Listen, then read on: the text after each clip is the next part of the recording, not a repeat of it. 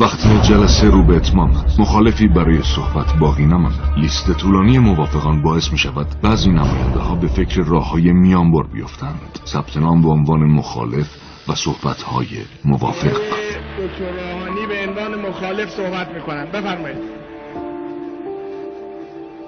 بنده معتقدم که آقای رئیس جمهور آقای ابوالحسن بنی صدر خود به خود از ریاست جمهوری منعزل هست، احتیاجی به این طرح نداره.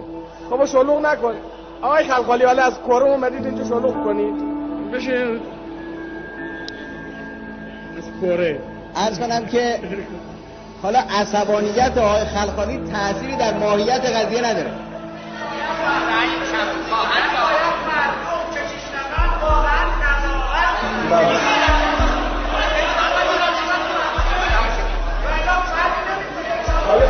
خلاصه بکنید آقای شلوغ نکنید، ایشون خلاصه کنن تموم بشه. بفرمایید.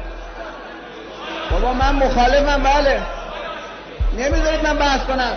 من آقای ابوالحسن بنی صدر رو توطئه‌گر بر علیه جمهوری اسلامی میدونم و این آدم توطئه‌گر جای بحث در مجلس شورای اسلامی نیست که این کفایت داره یا نداره. این خود به خود منعزل هست. خب این مخالفم که وضعشون اینجوری شد، موافق بعدی بیاد. در بخشی